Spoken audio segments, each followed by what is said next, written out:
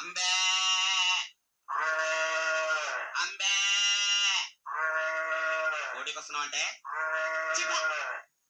అంబే ఏదో తెలియక చస్తనా అయినా అంబాయేంట్రా. మా తాతల కాలం నుంచి అమ్మ అనటం మామూలు అయిపోయింది. అందుకని వెరైటీగా ఉంటుందని అంబే అంటున్నాను. ఏ అమ్మ గొంతు బాగాలేదా? ఆనికి పెద్ద గంటసాల గొంతు, బాగోగులు ఒకటే తక్కువ. ఏమిటమ్మ ఇది? చారు.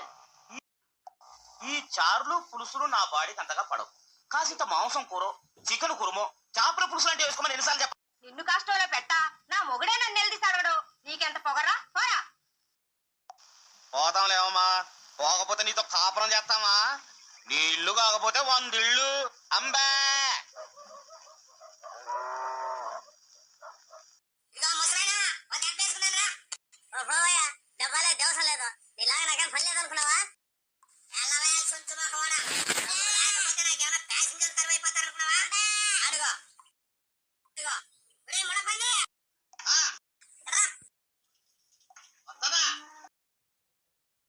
ఏంటన్నా?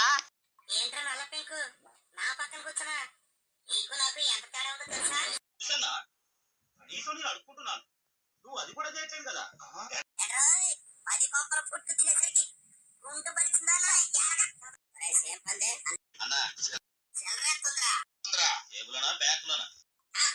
నీ ముఖానికి బ్యాంక్ అకౌంట్ ఒకటా? ఏం నీకు లేదా? ఏదో పెన్షన్ లేచామంటే నరుకుతా.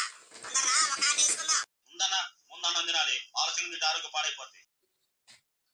ఏం కూరలు ఉందిలే అన్న, చేపల పులుసు, చిత్తూరు పప్పు, కోడిగుడ్ల ఫ్రై, 2 పచ్చళ్ళు. మీ ఇంట్లోంచి పెరుగు పంపిస్తే ఈ పూట ఎలాగో గడిచిపోద్ది. తినే భోజనం ప్రైమ్ మినిస్టర్ ఆఫ్ ఇండియా కూడా తినలేరు అదృష్టవంతులు. సవరించి గట్టిగా అంబా అన్నారు. నా అదృష్టం నీకు పట్టు.